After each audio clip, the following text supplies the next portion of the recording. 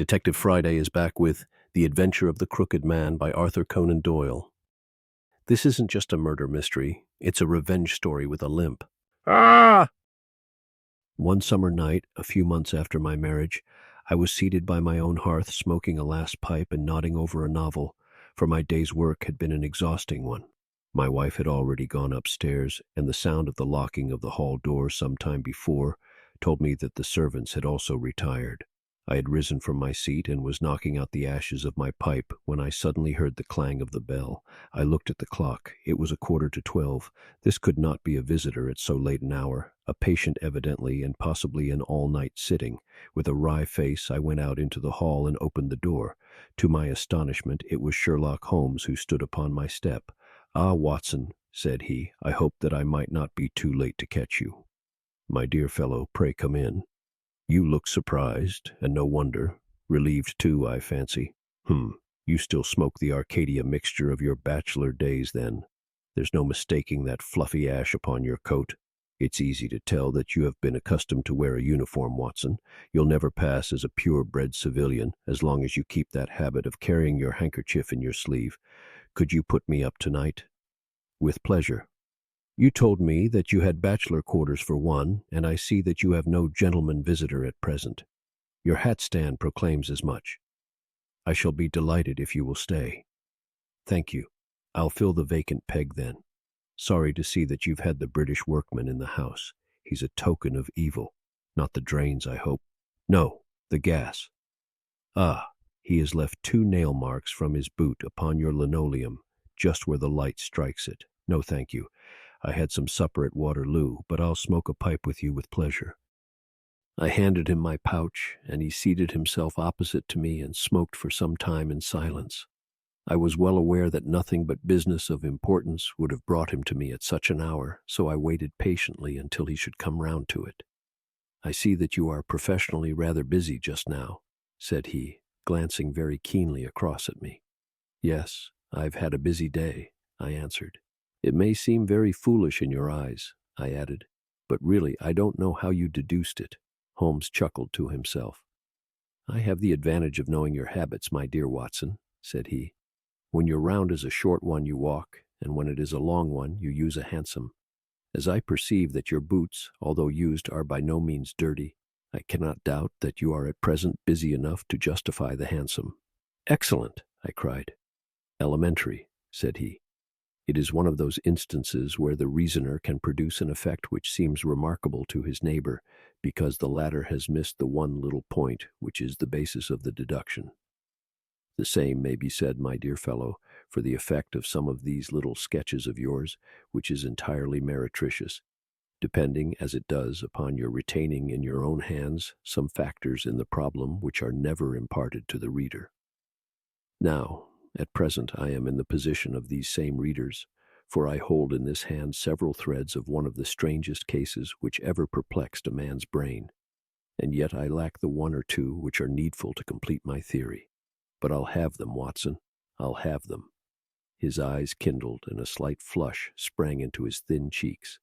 For an instant the veil had lifted upon his keen, intense nature, but for an instant only. When I glanced again, his face had resumed that red Indian composure which had made so many regard him as a machine rather than a man. "The problem presents features of interest," said he. "I may even say exceptional features of interest. I have already looked into the matter and have come, as I think, within sight of my solution. If you could accompany me in that last step, you might be of considerable service to me." "I should be delighted. Could you go as far as Aldershot tomorrow?" "I have no doubt Jackson would take my practice." "Very good. I want to start by the 11.10 from Waterloo. That would give me time. Then, if you are not too sleepy, I will give you a sketch of what has happened and of what remains to be done. I was sleepy before you came. I am quite wakeful now. I will compress the story as far as may be done without omitting anything vital to the case. It is conceivable that you may even have read some account of the matter. It is the supposed murder of Colonel Barclay, of the Royal Munsters at Aldershot, which I am investigating. I have heard nothing of it. It has not excited much attention yet, except locally. The facts are only 2 days old. Briefly, they are these. The Royal Munsters is, as you know, one of the most famous Irish regiments in the British Army. It did wonders both in the Crimea and the Mutiny, and has since that time distinguished itself upon every possible occasion. It was commanded up to Monday night by James Barclay, a gallant veteran who started as a full private, was raised to commissioned rank for his bravery at the time of the Mutiny, and so lived to command the regiment in which he had once carried a musket. Colonel Barclay had married at the time when he was a sergeant, and his wife, whose maiden name was Miss Nancy Devoy, was the daughter of a former color sergeant in the same corps. There was, therefore, as can be imagined, some little social friction when the young couple found themselves in their new surroundings. They appear, however, to have quickly adapted themselves, and Mrs. Barclay has always been as popular with the ladies of the regiment as her husband was with his brother officers. I may add that she was a woman of great beauty, and that even now, when she has been married for upwards of 30 years, she is still of a striking and queenly appearance. Colonel Barclay's family life appears to have been a happy one. Major Murphy, to whom I owe most of my facts, assures me that he has never heard of any misunderstanding between the pair. On the whole, he thinks that Barclay's devotion to his wife was greater than his wife's to Barclay. He was acutely uneasy if he were absent from her for a day.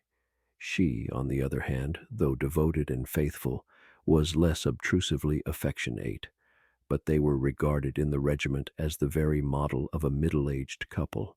There was absolutely nothing in their mutual relations to prepare people for the tragedy which was to follow. Colonel Barclay himself seems to have had some singular traits in his character. He was a dashing old soldier in his usual mood, but there were occasions on which he seemed to show himself capable of considerable violence and vindictiveness.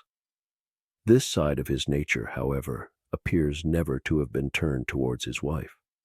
Another fact, which had struck Major Murphy and 3 out of 5 of the other officers with whom I conversed, was the singular sort of depression which came upon him at times.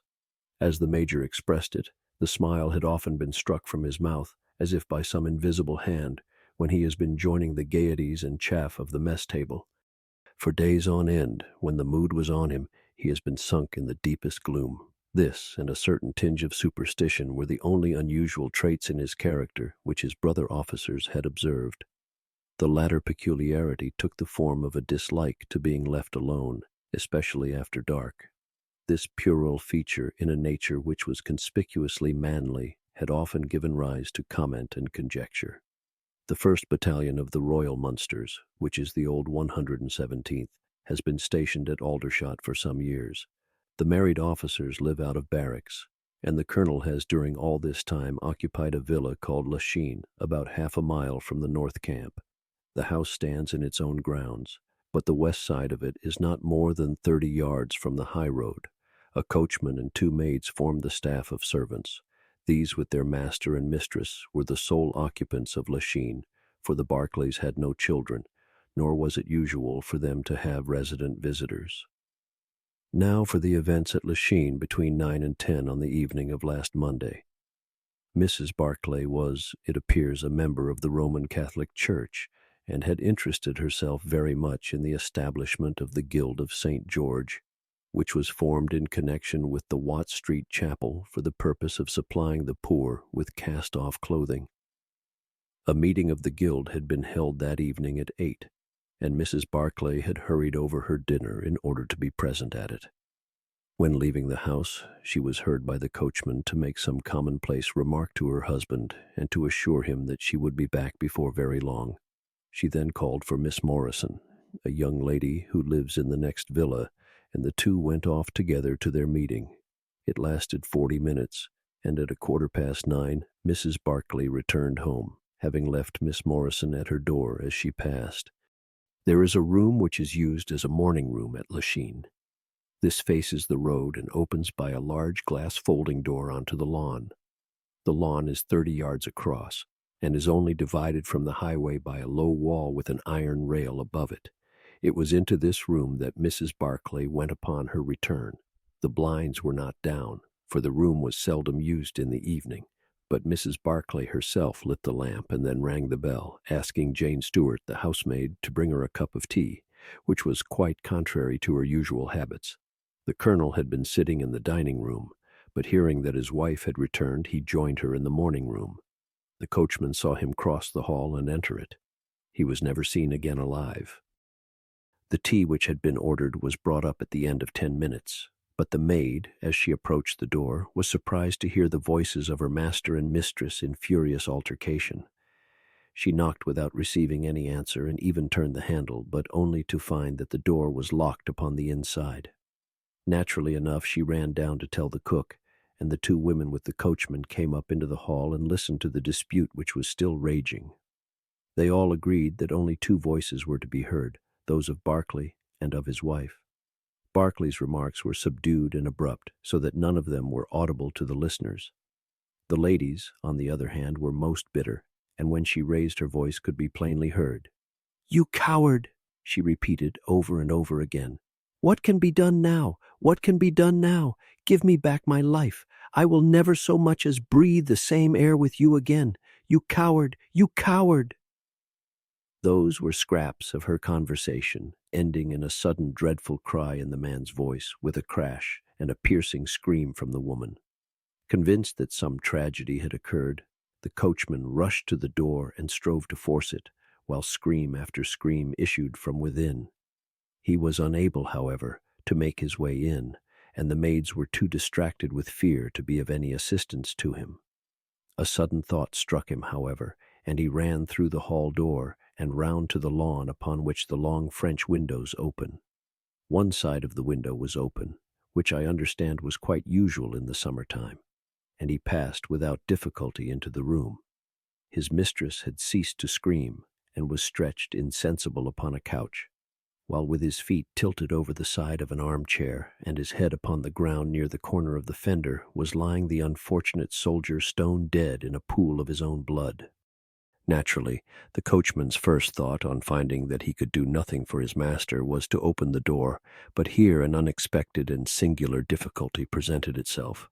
The key was not in the inner side of the door, nor could he find it anywhere in the room. He went out again, therefore, through the window, and having obtained the help of a policeman and of a medical man, he returned. The lady, against whom naturally the strongest suspicion rested, was removed to her room, still in a state of insensibility. The colonel's body was then placed upon the sofa, and a careful examination made of the scene of the tragedy. The injury from which the unfortunate veteran was suffering was found to be a jagged cut some 2 inches long at the back part of his head, which had evidently been caused by a violent blow from a blunt weapon. Nor was it difficult to guess what that weapon may have been. Upon the floor, close to the body, was lying a singular club of hard-carved wood with a bone handle.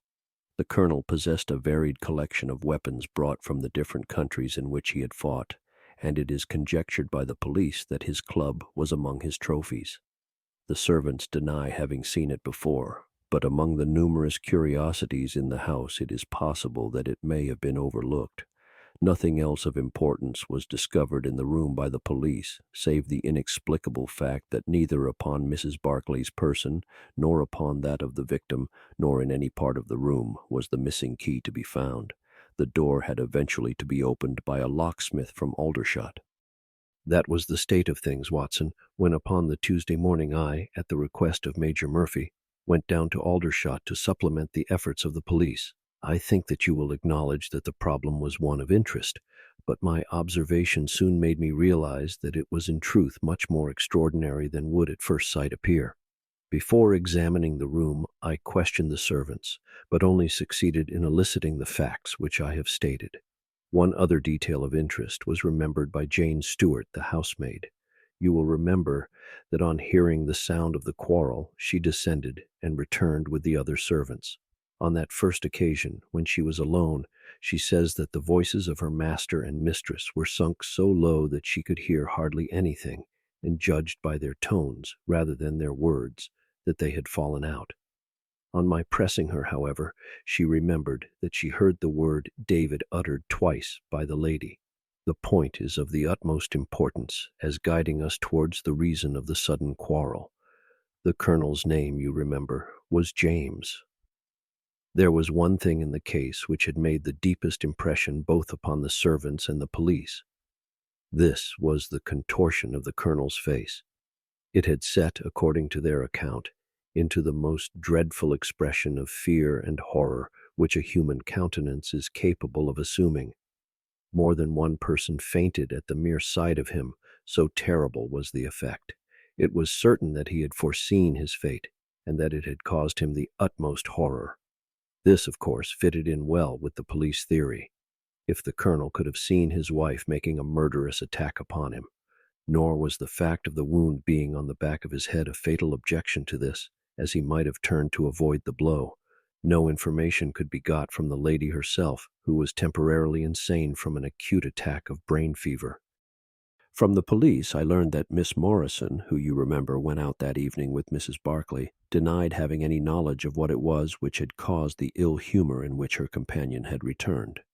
Having gathered these facts, Watson, I smoked several pipes over them, trying to separate those which were crucial from others which were merely incidental. There could be no question that the most distinctive and suggestive point in the case was the singular disappearance of the door key. A most careful search had failed to discover it in the room, therefore it must have been taken from it, but neither the colonel nor the colonel's wife could have taken it. That was perfectly clear. Therefore a third person must have entered the room, and that third person could only have come in through the window. It seemed to me that a careful examination of the room and the lawn might possibly reveal some traces of this mysterious individual. You know my methods, Watson. There was not one of them which I did not apply to the inquiry, and it ended by my discovering traces, but very different ones from those which I had expected. There had been a man in the room, and he had crossed the lawn coming from the road. I was able to obtain 5 very clear impressions of his footmarks, one in the roadway itself, at the point where he had climbed the low wall, 2 on the lawn, and 2 very faint ones upon the stained boards near the window where he had entered. He had apparently rushed across the lawn, for his toe marks were much deeper than his heels. But it was not the man who surprised me, it was his companion. His companion? Holmes pulled a large sheet of tissue paper out of his pocket and carefully unfolded it upon his knee. "What do you make of that?" he asked. The paper was covered with the tracings of the footmarks of some small animal. It had 5 well-marked footpads, an indication of long nails, and the whole print might be nearly as large as a dessert spoon. "It's a dog," said I. "Did you ever hear of a dog running up a curtain?" I found distinct traces that this creature had done so. A monkey, then? But it is not the print of a monkey. What can it be, then? Neither dog, nor cat, nor monkey, nor any creature that we are familiar with. I have tried to reconstruct it from the measurements. Here are 4 prints where the beast has been standing motionless. You see that it is no less than 15 inches from forefoot to hind. Add to that the length of neck and head, and you get a creature not much less than 2 feet long, probably more if there is any tail. But now observe this other measurement. The animal has been moving, and we have the length of its stride. In each case, it is only about 3 inches. You have an indication, you see, of a long body with very short legs attached to it. It has not been considerate enough to leave any of its hair behind it, but its general shape must be what I have indicated, and it can run up a curtain, and it is carnivorous. How do you deduce that? Because it ran up the curtain. A canary's cage was hanging in the window, and its aim seems to have been to get at the bird. Then what was the beast? If I could give it a name, it might go a long way towards solving the case. On the whole, it was probably some creature of the weasel and stoat tribe, and yet it is larger than any of these that I have seen. But what had it to do with the crime? That also is still obscure, but we have learned a good deal, you perceive. We know that a man stood in the road looking at the quarrel between the Barclays. The blinds were up and the room lighted. We know also that he ran across the lawn, entered the room, accompanied by a strange animal, and that he either struck the colonel, or, as is equally possible, that the colonel fell down from sheer fright at the sight of him, and cut his head on the corner of the fender. Finally, we have the curious fact that the intruder carried away the key with him when he left. Your discoveries seem to have left the business more obscure than it was before, said I. Quite so. They undoubtedly showed that the affair was much deeper than was at first conjectured. I thought the matter over, and I came to the conclusion that I must approach the case from another aspect. But really, Watson, I am keeping you up, and I might just as well tell you all this on our way to Aldershot tomorrow. Thank you. You've gone rather too far to stop. It is quite certain that when Mrs. Barclay left the house at 7:30, she was on good terms with her husband. She was never, as I think I have said, ostentatiously affectionate, but she was heard by the coachman chatting with the colonel in a friendly fashion. Now it was equally certain that, immediately on her return, she had gone to the room in which she was least likely to see her husband, had flown to tea as an agitated woman will, and finally, on his coming into her, had broken into violent recriminations. Therefore something had occurred between 7:30 and 9 o'clock, which had completely altered her feelings towards him. But Miss Morrison had been with her during the whole of that hour and a half. It was absolutely certain, therefore, in spite of her denial, that she must know something of the matter. My first conjecture was that possibly there had been some passages between this young lady and the old soldier, which the former had now confessed to the wife.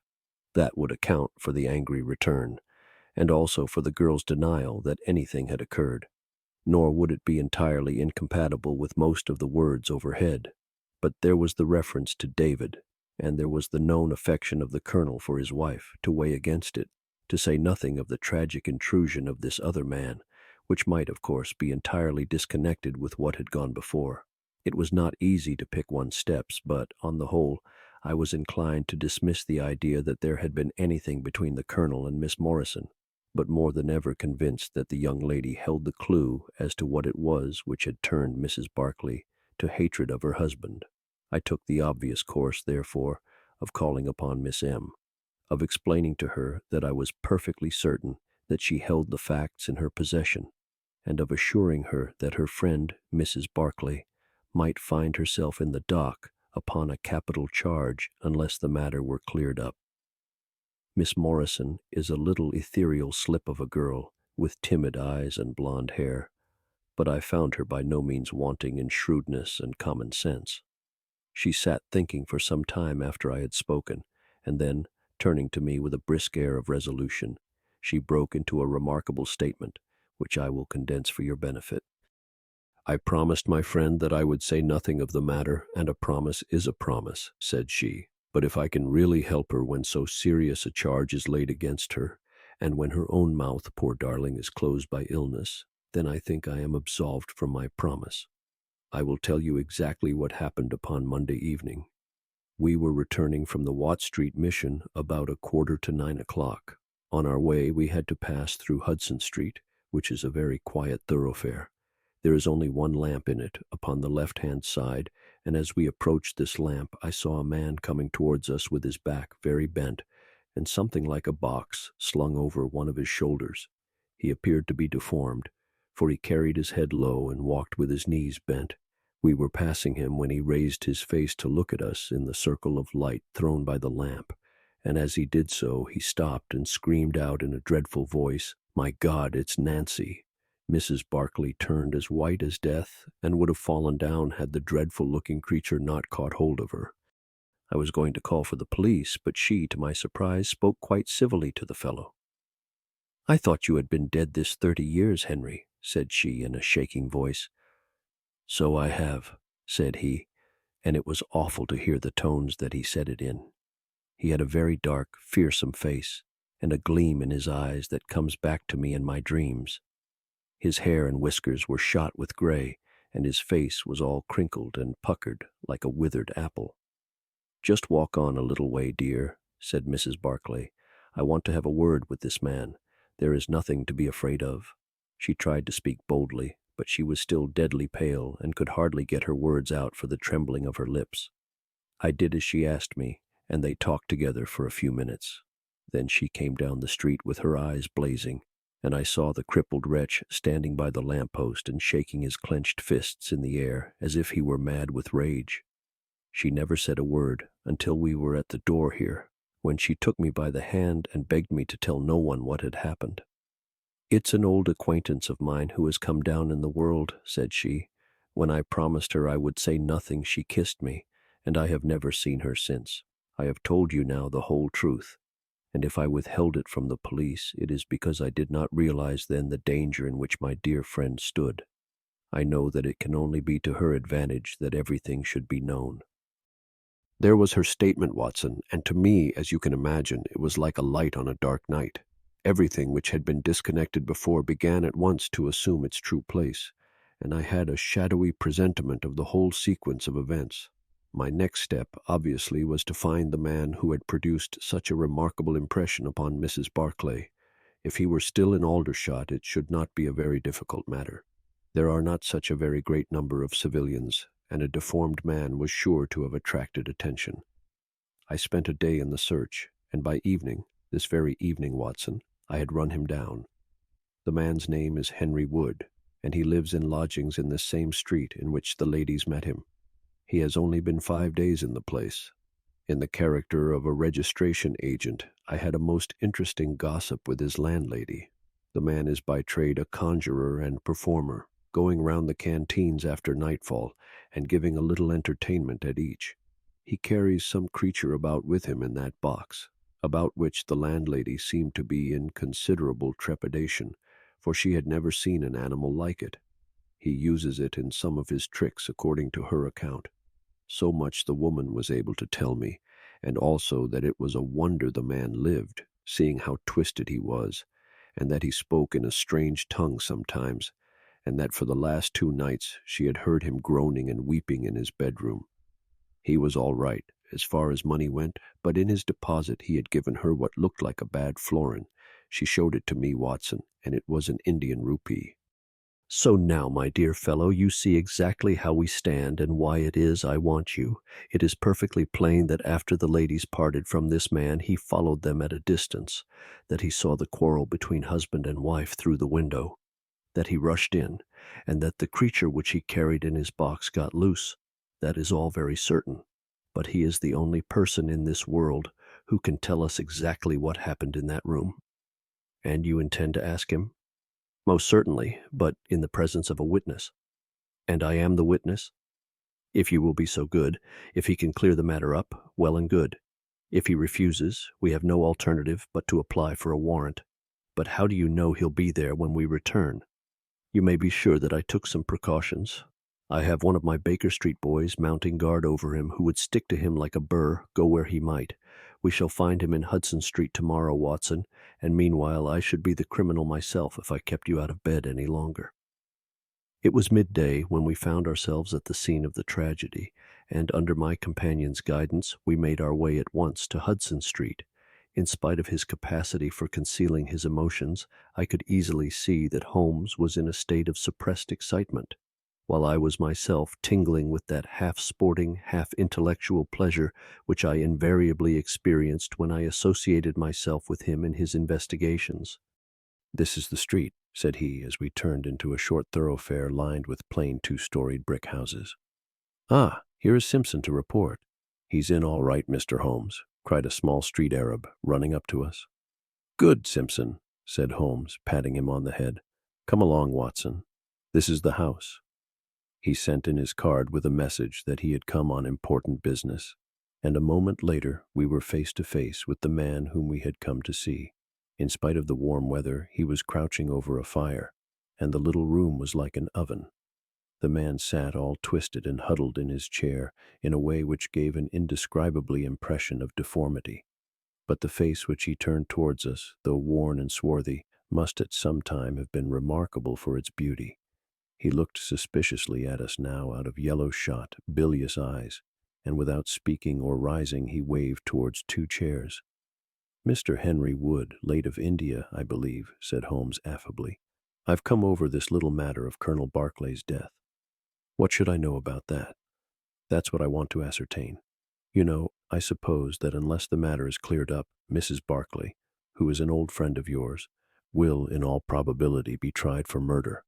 The man gave a violent start. "I don't know who you are," he cried, "nor how you come to know what you do know, but will you swear that this is true that you tell me? Why, they are only waiting for her to come to her senses to arrest her. My God, are you in the police yourself?" "No, What business is it of yours, then? It's every man's business to see justice done. You can take my word that she is innocent. Then you are guilty. No, I am not. Who killed Colonel James Barclay, then? It was a just providence that killed him. But mind you this, that if I had knocked his brains out, as it was in my heart to do, he would have had no more than his due from my hands. If his own guilty conscience had not struck him down, it is likely enough that I might have had his blood upon my soul. You want me to tell the story. Well, I don't know why I shouldn't, for there's no cause for me to be ashamed of it. It was in this way, sir. You see me now with my back like a camel and my ribs all awry. But there was a time when Corporal Henry Wood was the smartest man in the 117th Foot. We were in India then, in cantonments, at a place we'll call Bertie. Barclay, who died the other day, was sergeant in the same company as myself, and the belle of the regiment, aye, and the finest girl that ever had the breath of life between her lips was Nancy Devoy, the daughter of the color sergeant. There were two men that loved her, and one that she loved, and you'll smile when you look at this poor thing huddled before the fire and hear me say that it was for my good looks that she loved me. Well, though I had her heart, her father was set upon her marrying Barclay. I was a harum-scarum, reckless lad, and he had had an education and was already marked for the sword belt. But the girl held true to me, and it seemed that I would have had her when the mutiny broke out, and all hell was loose in the country. We were shut up in Bertie, the regiment of us, with half a battery of artillery, a company of Sikhs, and a lot of civilians and womenfolk. There were 10,000 rebels round us, and they were as keen as a set of terriers round a rat cage. About the second week of it, our water gave out, and it was a question whether we could communicate with General Neal's column, which was moving up country. It was our only chance, for we could not hope to fight our way out with all the women and children, so I volunteered to go out and to warn General Neal of our danger. My offer was accepted, and I talked it over with Sergeant Barclay, who was supposed to know the ground better than any other man, and who drew up a route by which I might get through the rebel lines. At 10 o'clock the same night I started off upon my journey. There were 1,000 lives to save, but it was of only one that I was thinking when I dropped over the wall that night. My way ran down a dried-up watercourse, which we hoped would screen me from the enemy's sentries, but as I crept round the corner of it I walked right into 6 of them, who were crouching down in the dark waiting for me. In an instant I was stunned with a blow and bound hand and foot, but the real blow was to my heart and not to my head, for as I came to and listened to as much as I could understand of their talk, I heard enough to tell me that my comrade, the very man who had arranged the way that I was to take, had betrayed me by means of a native servant into the hands of the enemy. Well, there's no need for me to dwell on that part of it. You know now what James Barclay was capable of. Bertie was relieved by Neal next day, but the rebels took me away with them in their retreat, and it was many a long year before ever I saw a white face again. I was tortured and tried to get away, and was captured and tortured again. You can see for yourselves the state in which I was left. Some of them that fled into Nepal took me with them, and then afterwards I was up past Darjeeling. The hill folk up there murdered the rebels who had me, and I became their slave for a time until I escaped. But instead of going south, I had to go north, until I found myself among the Afghans. There I wandered about for many a year, and at last came back to the Punjab, where I lived mostly among the natives and picked up a living by the conjuring tricks that I had learned. What use was it for me, a wretched cripple, to go back to England or to make myself known to my old comrades? Even my wish for revenge would not make me do that. I had rather that Nancy and my old pals should think of Harry Wood as having died with a straight back than see him living and crawling with a stick like a chimpanzee. They never doubted that I was dead, and I meant that they never should. I heard that Barclay had married Nancy, and that he was rising rapidly in the regiment, but even that did not make me speak. But when one gets old, one has a longing for home. For years I've been dreaming of the bright green fields and the hedges of England. At last I determined to see them before I died. I saved enough to bring me across, and then I came here where the soldiers are, for I know their ways and how to amuse them, and so earn enough to keep me. Your narrative is most interesting, said Sherlock Holmes. I have already heard of your meeting with Mrs. Barclay and your mutual recognition. You then, as I understand, followed her home and saw through the window an altercation between her husband and her, in which she doubtless cast his conduct to you in his teeth. Your own feelings overcame you, and you ran across the lawn and broke in upon them. I did, sir, and at the sight of me he looked as I have never seen a man look before, and over he went with his head on the fender. But he was dead before he fell. I read death on his face as plain as I can read that text over the fire. The bare sight of me was like a bullet through his guilty heart. And then Nancy fainted, and I caught up the key of the door from her hand, intending to unlock it and get help. But as I was doing it, it seemed to me better to leave it alone and get away, for the thing might look black against me, and anyway my secret would be out if I were taken. In my haste, I thrust the key into my pocket and dropped my stick while I was chasing Teddy, who had run up the curtain. When I got him into his box, from which he had slipped, I was off as fast as I could run. "Who's Teddy?" asked Holmes. The man leaned over and pulled up the front of a kind of hutch in the corner. In an instant, out there slipped a beautiful reddish-brown creature, thin and lithe, with the legs of a stoat, a long, thin nose, and a pair of the finest red eyes that ever I saw in an animal's head. "It's a mongoose," I cried. "Well, some call them that, and some call them ichneumon," said the man. "Snake catcher is what I call them, and Teddy is amazing quick on cobras. I have one here without the fangs, and Teddy catches it every night to please the folk in the canteen." "Any other points, sir?"